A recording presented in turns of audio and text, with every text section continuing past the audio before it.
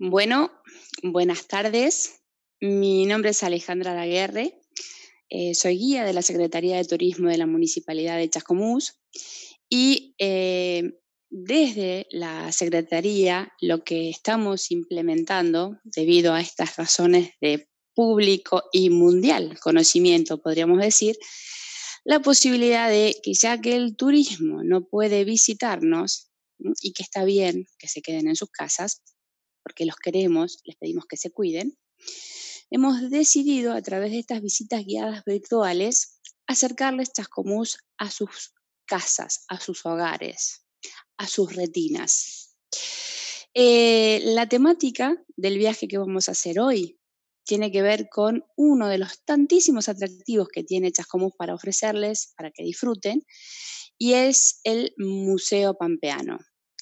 Esta es una visita guiada virtual, una primera parte del Museo Pampeano de aquí de Chascomús, que es un museo que es bellísimo y al cual hemos decidido a esta primera parte llamarla Costumbres Pampeanas por la temática de las salas que vamos a estar visitando en esta primera parte, como yo les dije.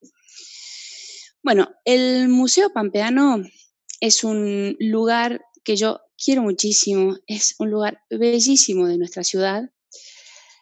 Está enmarcado en una ubicación fabulosa que es frente, o sea, a media cuadra de la laguna, pero se ve la laguna desde el museo, con toda una postal natural que tiene que ver con la arboleda y el parquizado del Parque de los Libres del Sur, que ya vamos a ver que tanto el parque como el museo fueron creados juntos, nacen juntos. El edificio, la construcción del edificio, el estilo, que es la réplica de la posta Mensajerías Argentinas, que era la casona de Juan Martín de Pueyrredón en San Isidro, que ya hoy por hoy no existe. Entonces vamos a abrir las puertas de este museo para que ustedes lo descubran.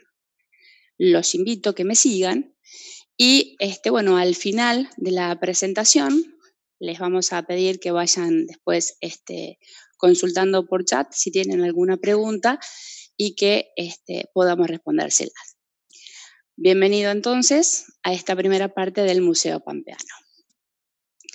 Para poder hablar del Museo Pampeano nos tenemos que remitir allá por el año 1939, que ese fue un año, ¿sí?, donde para la sociedad de Chascomús era un año muy importante, dado que 100 años antes había tenido escenario acá en nuestra ciudad una batalla que terminó de definir una revolución manifestada por los Libres del Sur, que eran estancieros de esta zona de la Pampa bonaerense, la mayoría de ellos unitarios, contra el gobierno que en ese momento estaba encabezado por Juan Manuel de Rosas. Entonces, esta batalla comienza en Dolores, con el grito de Dolores, y la culminación la revolución, discúlpenme, la revolución comienza en Dolores con el grito de Dolores y termina esta revolución con la batalla de los Libres del Sur aquí en Chascomús, a orillas de nuestra laguna, pero que sobre esa batalla ya después vamos a hablar en la segunda parte, porque hay una sala en el museo muy bonita que habla exactamente sobre este tema. El tema es que esta batalla tuvo lugar el 7 de noviembre de 1839 y yo los había invitado a viajar al 1939, es decir, 100 años después. Entonces se empezaron a proyectar maneras de poder conmemorar esa batalla, ¿sí?, porque si bien había sido una victoria federal, habían muerto.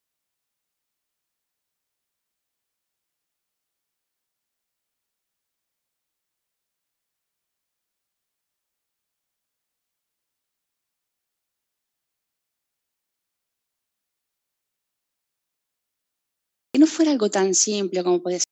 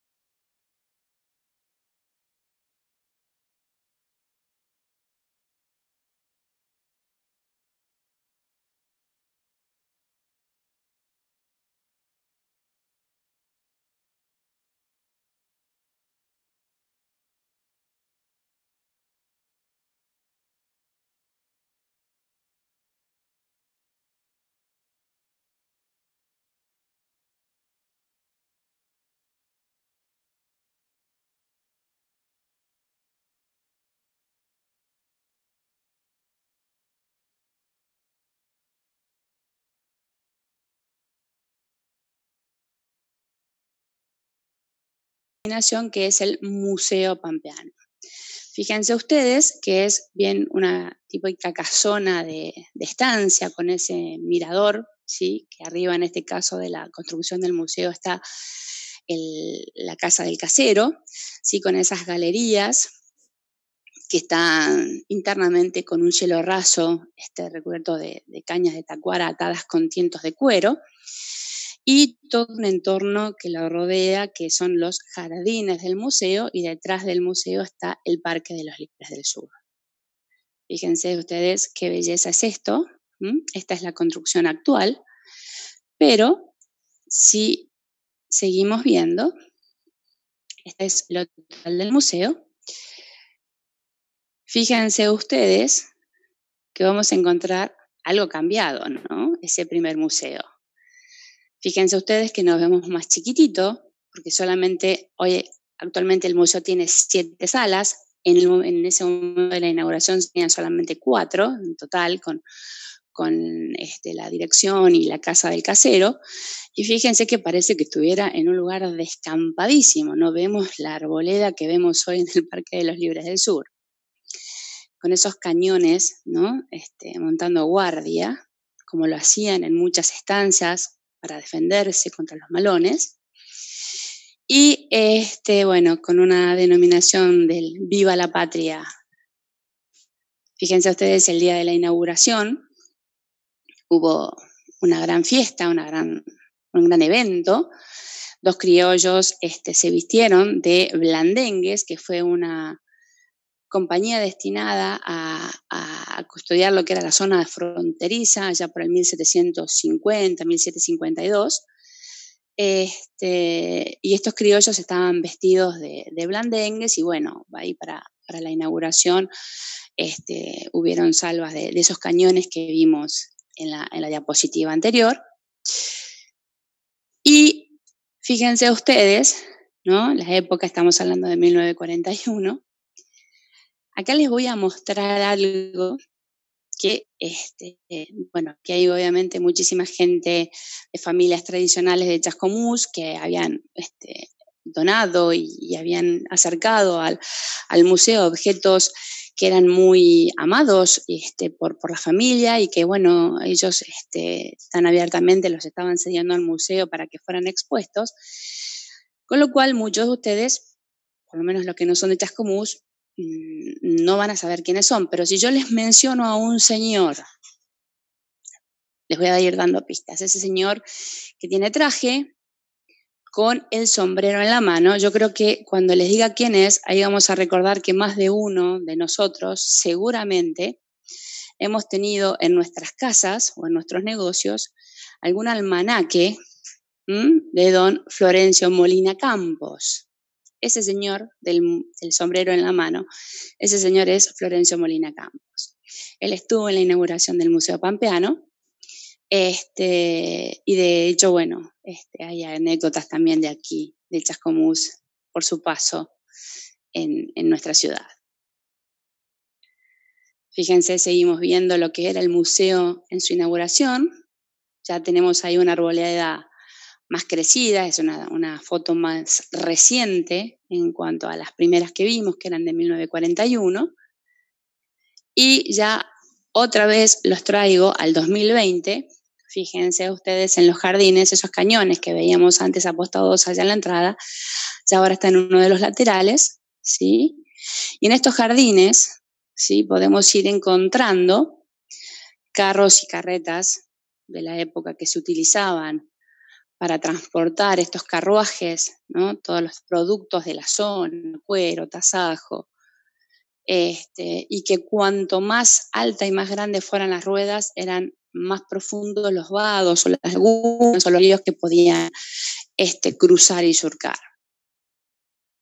Detrás del está el patio del aljibe, donde obviamente el protagonista es el aljibe con ese brocal precioso, que era también una necesidad en muchas casas, no solamente de la ciudad, sino en las casas coloniales también en la campaña, porque era la única manera de proveerse de algo tan vital como el agua. Entonces se iba con la jofaina o con con el balde a buscar el agua al aljibe. Bien, y en este entorno podemos llegar a encontrar en estos jardines también un mojón, de allá cerca de 1778 se estima, que era un mojón que formó parte o que era de la estancia Rincón de López, de Clemente López Osornio, el abuelo de Juan Manuel de Rosas, que fue donado también por la familia. Y podemos ver también trochas de vías ferroviarias que marcan, por ejemplo, la llegada del ferrocarril aquí en Chascomús. Entonces, todo ese tipo de cosas podemos ir encontrando en la parte externa. Entonces, con esta bocanada de verde y de aire puro y de flores, ahora lo que voy a hacer es invitarlos a que ingresemos a la primera sala del museo, que es una sala denominada arqueológica, pero que también vamos a ir viendo algunas cuestiones paleontológicas.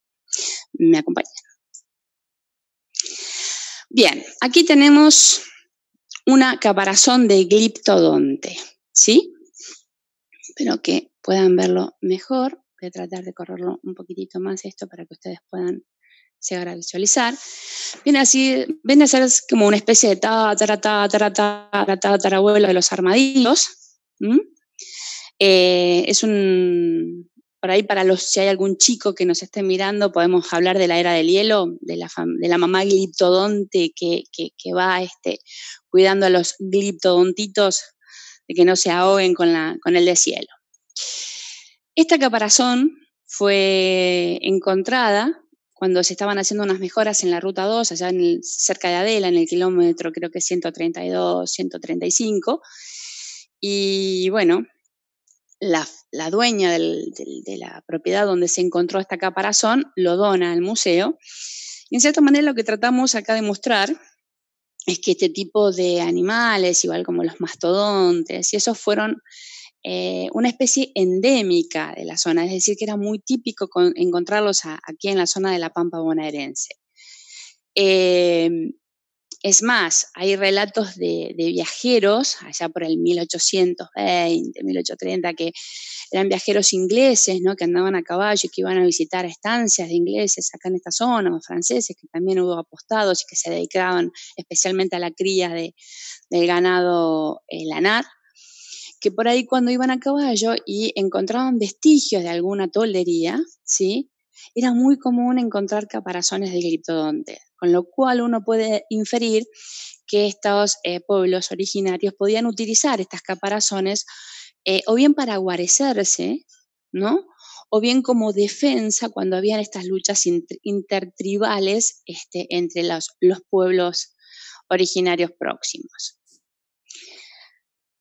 Desde la parte arqueológica en esta sala vamos a hablar un poco a través de los objetos de nuestra historia lugareña particularmente, porque allá hace más o menos unos 2000, 2300 años, ¿sí?, por esta zona pasaron y habitaron por periodos no muy prolongados poblaciones nómades y seminómades. ¿Qué quiere decir esto? Eran pueblos que se dedicaban a la caza o a la recolección de fruto o a la pesca y que entonces se iban asentando y iban consumiendo sobre los productos o los alimentos de esta zona, pero de lo que ellos se dedicaban. No sé si eran, por ejemplo, cazadores, obviamente ellos se dedicaban a cazar todo lo que esta zona de humedales, si todos los recursos de esta zona de humedales y básicamente en todo lo que es la parte del río Salado, es una cuenca muy rica en recursos. Entonces ellos, por ejemplo, se mataban o el venado de las pampas o el coipo, que es la falsa nutria, y utilizaban o solamente la carne para comer, o en el caso del coipo, por ejemplo, con todos los restos que se han encontrado, se infiere que de ese animal utilizaban todo, el cuero, ya sea para abrigo o inclusive para hacer toldos, es decir, las carpas, la carne, la grasa, y los huesos y los dientes del coipo los utilizaban para decorar la alfarería, la manufactura que ellos hacían, que ya acá lo que hacían, por ejemplo, para poder elaborar sus productos, estos elementos que les servían como recipientes para almacenar o para consumir, o platos o para beber, los encontraban en la barranca de la Costa del Salado o en la laguna. Entonces, una vez ya moldeado el objeto, con el diente del coipo iban haciendo figuras geométricas o iban decorando la vasija o el plato. En el caso de que fueran pescadores, utilizaban redes y usaban pesas de cerámica, ¿sí? Como para que la red se mantuviera y pudieran atrapar la mayor cantidad de peces. Ahora, de la sala 1 ya nos vamos a ir a la sala 2, donde vamos a hablar de las costumbres del gaucho. Y vamos a hablar ya desde lo más simple que utilizaba el gaucho, que puede ser su indumentaria, o los elementos que utilizaba para ensillar el caballo, ¿sí? Desde lo más simple, que tenían que ver con el cuero curtido, a la sala 3, donde vamos a ver ya elementos del hacendado, del estanciero, donde ya el cuero está más adornado con detalles de orfebrería, ¿no? Detalles de plata o rosetones, inclusive hasta con algunas incrustaciones de oro. Por favor, síganme. Aquí estamos en la sala 2. Como ven, allí en este primer pantallazo, vemos de frente, aquí, vemos la montura de un hacendado y fíjense ustedes que ahí se ven los detalles de platería. Aquí a un costadito vemos una silla matera, que le decían el sillón del campo, ¿no? Estas sillas materas eran sillas hechas con la cabeza o el anca del animal y eran revestidas en cuero para que no molestara mucho. Y siempre eran petizas porque tenían que estar a la altura del piso, porque en el piso era donde el gaucho encendía el fuego, ¿sí? Entonces la pava o todos los objetos que utilizara tenían que estar siempre a la altura o al ras del piso, para que no sea tan incómodo. Y aquí en estos laterales, ahora los vamos a ver mejor, vamos a ver una vitrina donde están dos compañías inseparables del gaucho, que fue el poncho, ¿sí? Y la vihuela o la guitarra. Aquí me pongo a cantar al compás de la vihuela. En este rincón aquí vemos elementos de hierro fundido, elementos que, como yo les comentaba, iban directamente al fuego, tenían que ser de hierro porque era lo único que podía tolerar tanta temperatura. Aquí vemos boleadoras, que lo que por ahí no inferí en la sala 1 de comentarles es que estos pobladores, ¿no? que habitaron esta zona o que habitaban de manera temporaria, ellos utilizaban muchísimos elementos de piedra, ¿sí? Y estos elementos de piedra nos dan la información de que estos pobladores estaban relacionados con pobladores de la zona del sistema de Ventania y de Tandilia. De ahí provenían estas rocas que ellos utilizaban para puntas de flechas o bolas de boleadoras, que esas bolas de boleadoras que eran de piedra, ¿sí? O podían ser también de un hueso muy macizo, las revestían con cuero, y obviamente ese cuero o la bola de piedra que tenía un surco tenía que estar rodeada de este cuero, de este cuero trenzado, de esta soga de cuero, para bolear y cazar al animal, que era lo que ellos de eso se alimentaban. Aquí vemos una balanza, que también fueron todos estos objetos que vamos a estar viendo en el museo son donados por familias, y esta balanza fue traída de Europa en barco y fue donada, fue encontrada en una pulpería y la familia la donó. Aquí vemos morteros, que como era algo de uso nacional, por así decirlo, dependía un poco también de la provincia de la cual provenía, la forma o el material con el cual estaba hecho. No sé si nos remitimos a la zona del monte chaqueño, zonas de donde había monte precisamente y eran de madera, o si nos remitimos a la parte de Cuyo o del norte argentino, tenemos más piedra. Por eso también encontramos morteros de piedra. Y después, aquí a un costadito, tenemos esta vitrina aquí, donde la vamos a ver ahora, pero vemos objetos de pulpería. Ahí lo tenemos a un almanaque del señor Molina Campos. Y aquí en esta otra vitrina vamos a ver elementos que tengan que ver con juegos, ¿sí? O juegos donde se apostaba dinero. Ahora vamos a ir viendo. Bien, acá tenemos moldes de velas. Estos moldes de velas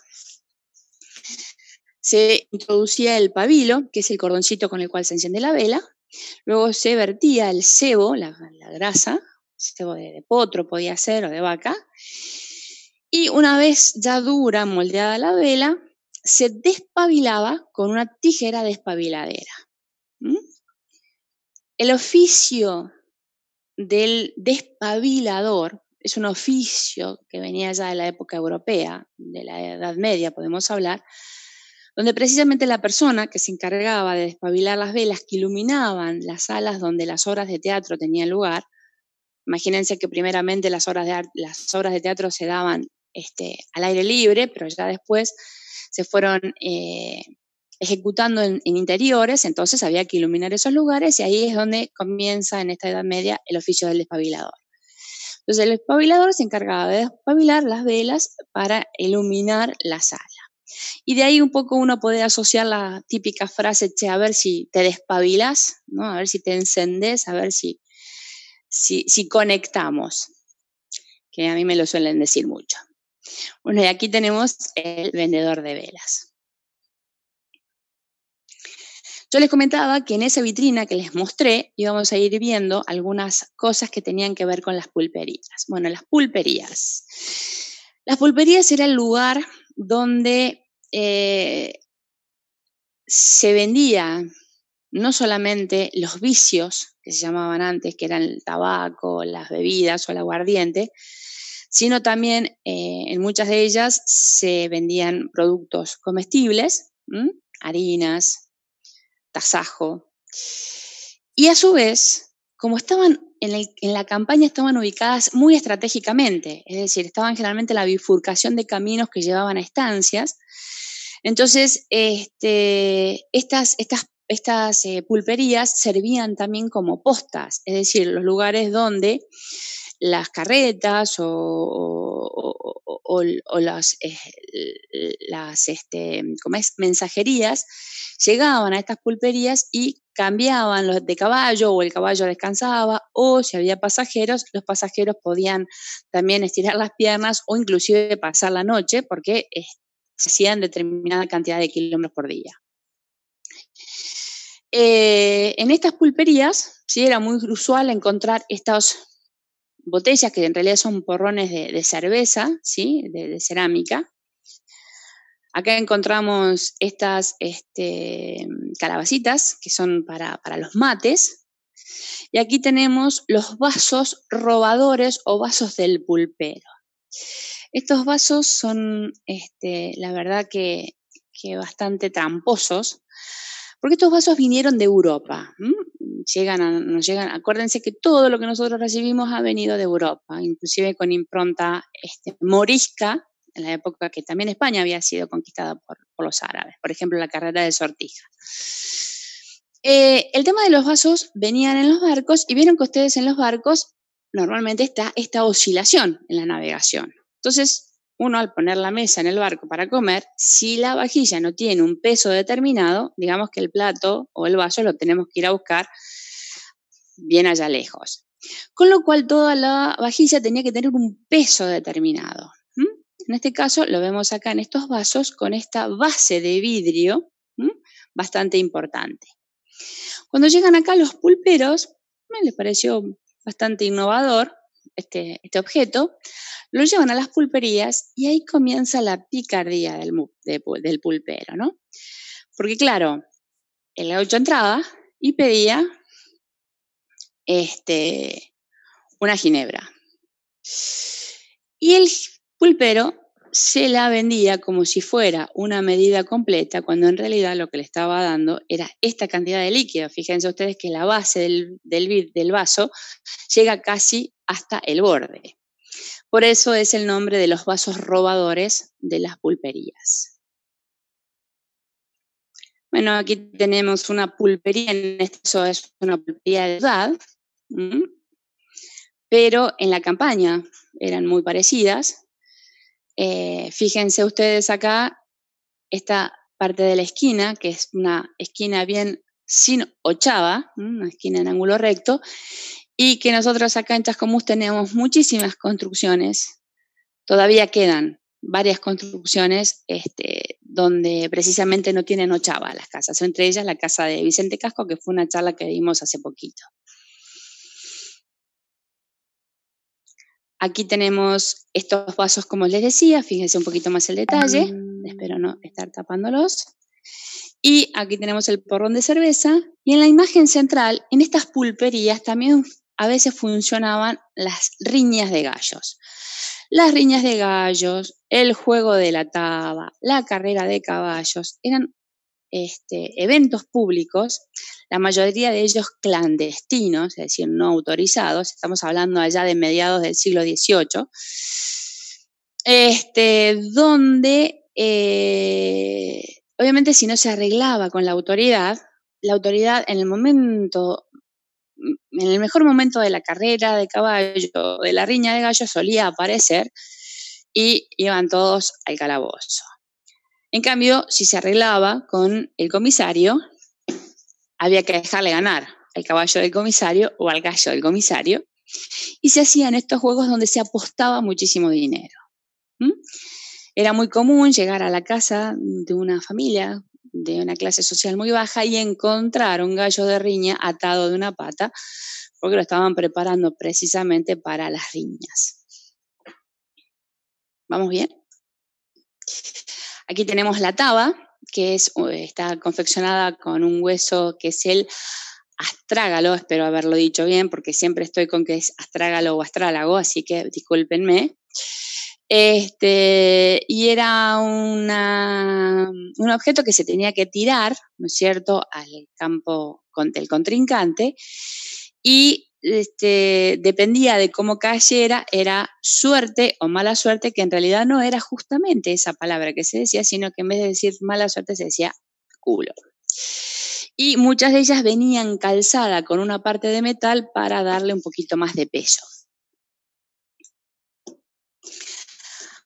Ups, ¿qué tenemos aquí? Ustedes saben que el alambrado, hoy por hoy, es algo que uno prácticamente lo observa como algo decorativo cuando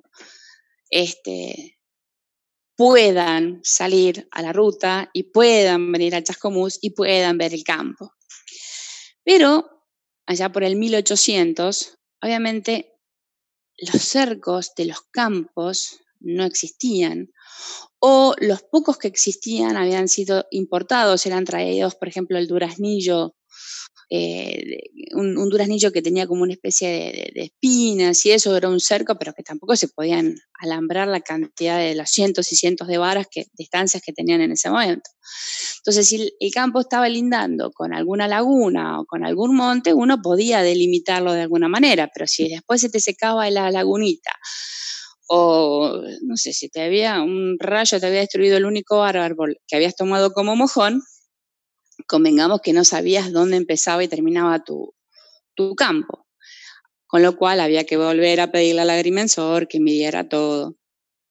Y lo mismo pasaba con el animal, o sea, los animales cimarrones, que algunos de ellos ya estaban marcados, porque esto que vemos acá es una marca, que ahora la vamos a ver mejor.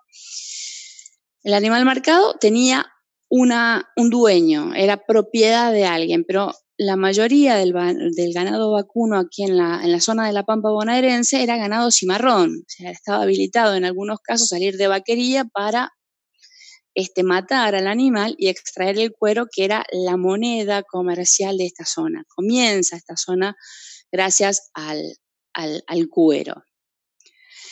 Entonces, yo podía tener mi campo aquí, pero 1844 había aquí un hacendado de apellido Newton, Richard Blake Newton, que tenía su estancia llamada Santa María a orillas del río San Borondón. Él hace un viaje, él era inglés, ¿sí? Y lleva a 2 de sus hijos a estudiar a Inglaterra.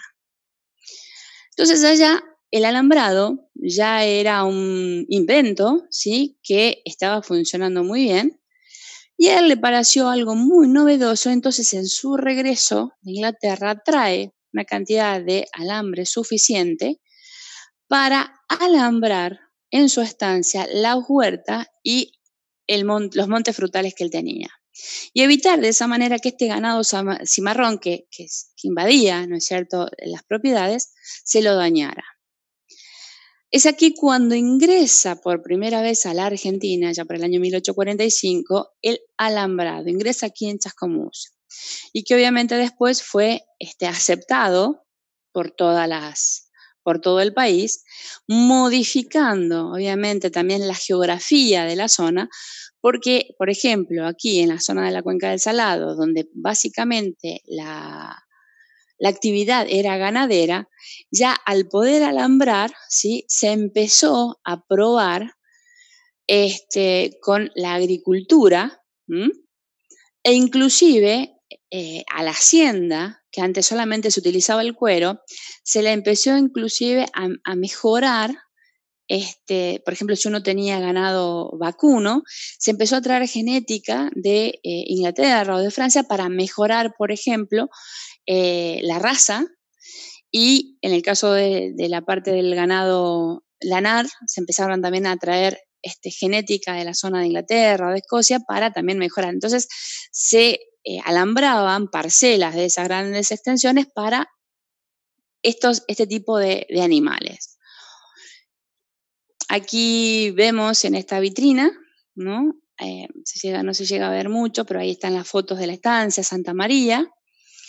Esto que vemos acá era el alambrado de esa época, y este es el alambrado de púa, que es un alambrado que vino después de Estados Unidos y que se lo consideraba como un poco más fuerte y más importante, pero la realidad es que ese alambrado, eh, la contra que tenía era que al tener púas, el animal, por ejemplo la vaca, hay una época del año donde se empieza como a despelechar el cuero, le pica, y entonces va y se rasca en el alambrado.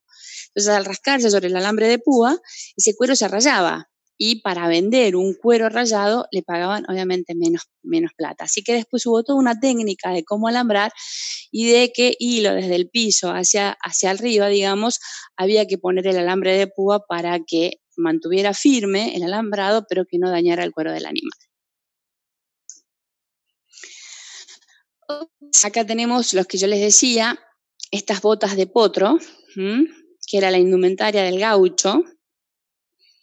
El gaucho lo que hacía era, calzaba estas botas, descarnaba, digamos, el cuarto trasero del caballo, lo curtía, pasaba horas con ese cuero al sol, con agua y sal, hasta que adquiriera la maleabilidad suficiente, luego cortaba, lo cosía con tiento y dejaba en la punta abierta, donde los dedos de sus pies quedaban al exterior.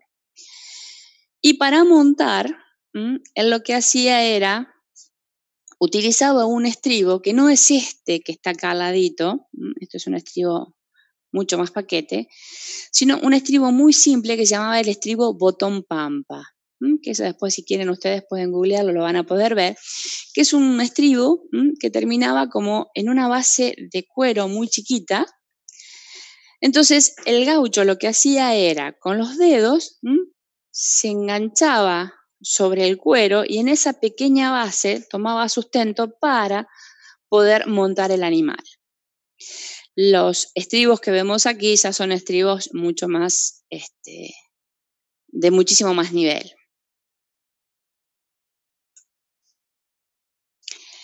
Aquí tenemos trabajos de trenzado de cuero, donde son exposiciones realizadas por un señor de nombre Mario López Osornio, que fue una persona pública de acá de Chascomús, que fue cuñado de Baldomero Fernández Moreno, y que este señor López Osornio, Mario López Osornio, le fascinaba todo lo que eran las tradiciones gauchescas y todo lo que tenía que ver con el curtido y el trenzado de cuero para hacer riendas gauchas. Son unos trabajos bellísimos. Estos son los petates. Por ahí algunas abuelas nuestras, o las hemos escuchado, y te haces los petates y te vas. Bueno, este es un petate. Eran los baúles, ¿sí? O las valijas de esa época. Y fíjense ustedes que está hecho de cuero, porque es lo que yo les decía. O sea, la actividad del cuero en esta zona fue primordial. Ale, ¿me ¿Sí? escuchás? Sí. Disculpa que te interrumpamos un minutito, hacemos ¿Sí? una breve pausa, le pedimos a la gente que nos espere para también visitar lo que falta de la sala 2 y terminar con la 3. Ya terminamos, pasamos a la sala 3 directamente. Perfecto, bueno, ¿Sí? que la gente nos espere, por favor.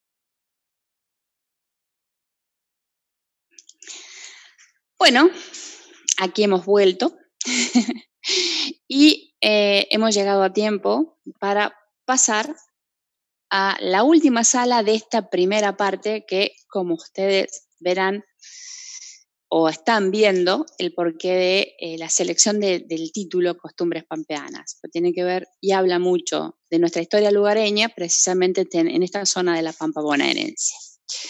Bueno, aquí en la sala 3 ya lo que vamos a encontrar son elementos más del estanciero. Entonces vamos a ver que hay una gran diferencia. Aquí vemos la sala 3 y en la profundidad estamos viendo las otras salas del museo, que esa va a formar parte de la segunda parte de este viaje por el pasado a través de los objetos que descansan aquí en el Museo Pampeano. Bueno, aquí vemos, voy a tratar de, subir un poquito para que ustedes puedan ver un poquito mejor. Acá vemos morteros, fíjense que estos son de piedra, petates de cuero, sillas materas,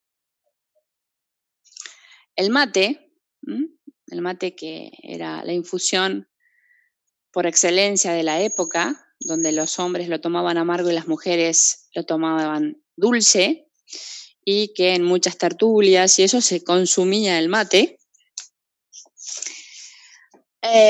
Aquí vemos el cuadro, en este cuadro, un gancho con jerarquía, con su indumentaria, lo que pasa que no está muy claro, por eso lo van a ver cuando vengan.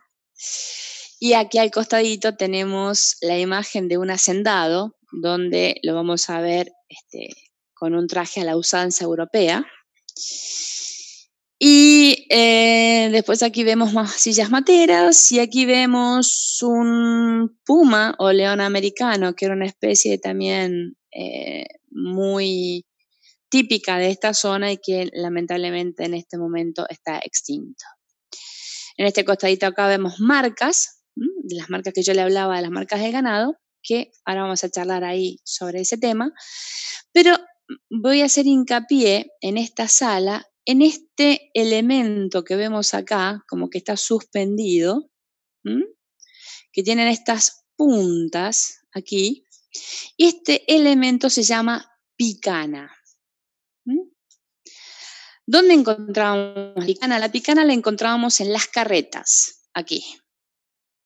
Este es el elemento llamado picana, donde la función que cumplía era exigirle al animal, ya sean los bueyes o un caballo, que atravesara un vado o una situación, digamos, que para el animal instintivamente era peligrosa y entonces lo que hacía el animal se frenaba. Entonces, por ejemplo, tenían que vadear un arroyo o un vado, ¿sí? Y el buey o la vaca o el caballo se para. Entonces, el carretero lo que hacía, el que manejaba la carreta, bajar con un tiento la picana y esas puntas que yo les mostré antes, estas puntas acá, se clavaban sobre el lomo del animal y de esa manera lo obligan al animal a que tiene que esforzarse y atravesar ese obstáculo. ¿Se acuerdan que cuando comenzamos la visita al museo, que ingresamos por los jardines, vimos una carreta? En este caso, esta carreta tiene toldo. En esta sala 3 vemos las armas, ¿no? Armas que también fueron donadas por familias, armas con sistema Avancar o retrocarga, y aquí las vemos reflejadas, inclusive parte de objetos de esta sala 3, a través del espejo que adorna este mueble armero, que es un mueble bellísimo. Ahí vemos inclusive la parte superior de las armas, de los fusiles que están ahí guardados. Y este mueble armero fue donado por una familia de acá, la familia del coronel Olsen, y hay dicen un mueble igual a este en el Senado de la Nación. Aquí tenemos una de las partes laterales de la sala, que es la que veíamos cuando ingresábamos. Fíjense ustedes que acá ya vemos estribos, adornos de rastras, espuelas, con este trabajo que yo les comentaba de orfebrería, ¿no? Son de artesanos estas cosas, donde hay incrustaciones de oro, de nácar, inclusive está todo labrado en el rosetón. Fíjense estas boleadoras de marfil, plata y cuero, o este adorno de la rastra. Fíjense todo repujado con hilos de oro.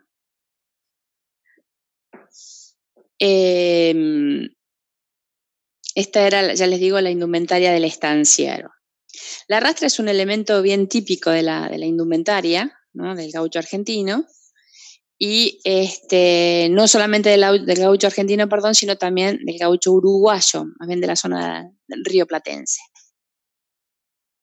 Fíjense la belleza de trabajo que tienen esas boleadoras. Las espuelas, acá terminan con este dibujo de estrellas, y que bueno, cuando se bajaban del caballo hacían mucho ruido porque iban rozando el suelo.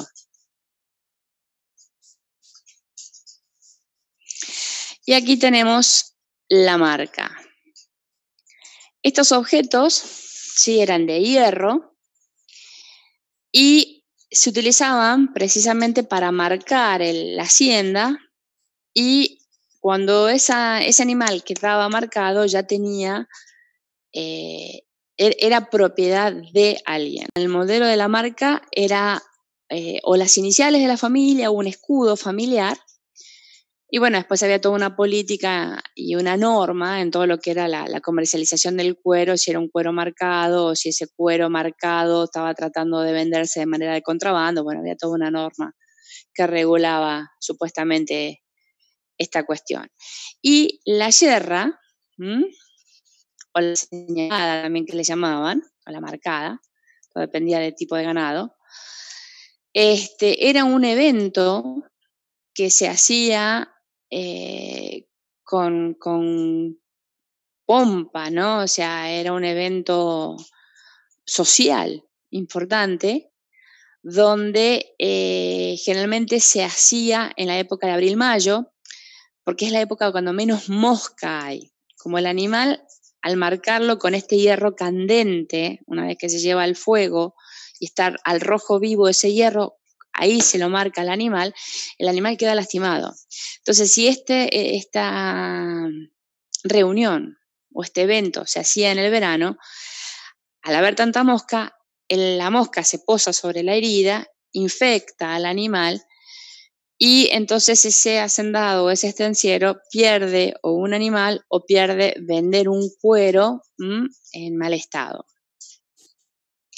Además que, bueno, la yerra era, ya le digo, un momento que invitaba a que participaran todos los vecinos de la zona. Era una especie también de ostentación, ¿no? De ostentación económica. Y las damas de la época también aprovechaban mucho este evento para ver si conseguían noviecitos.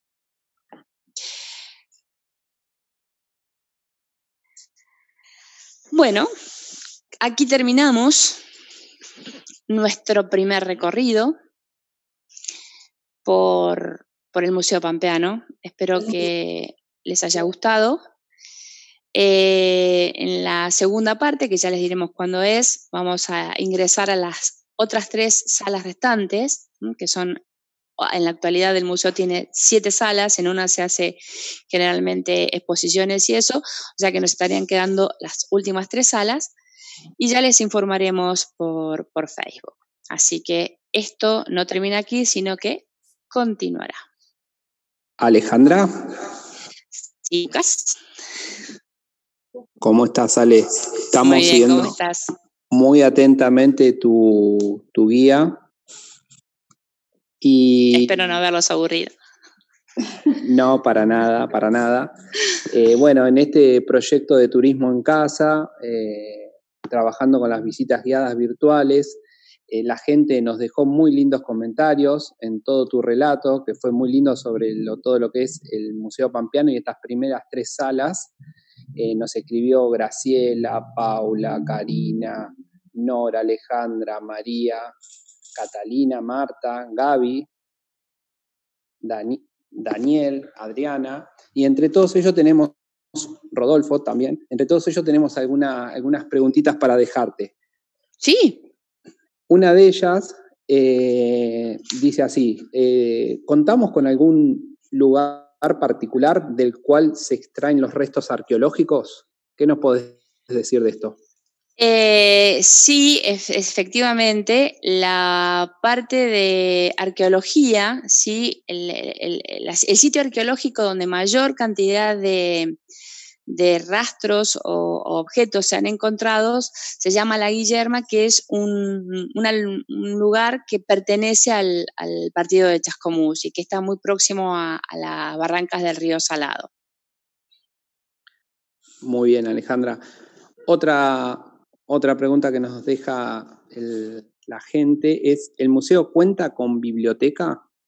Sí, el museo cuenta con una biblioteca.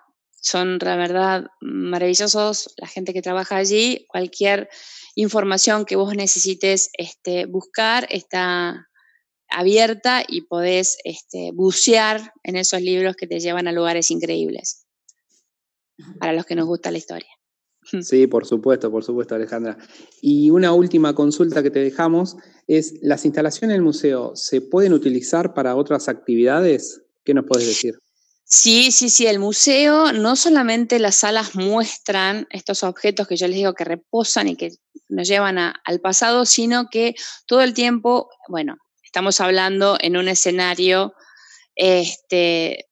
post-COVID o antes del COVID, en el museo, tanto las salas como la parte externa que vimos, los jardines y eso, se utilizan para actividades. En verano, por ejemplo, se han hecho eventos como, por ejemplo, cine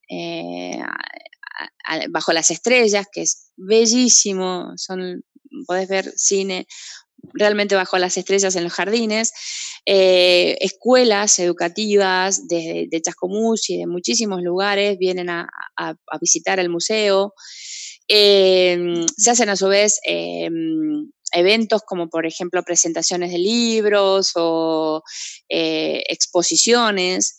Y también, por ejemplo, visitas, como visitas dramatizadas, conciertos. Bien, Ale. Excelente tu relato.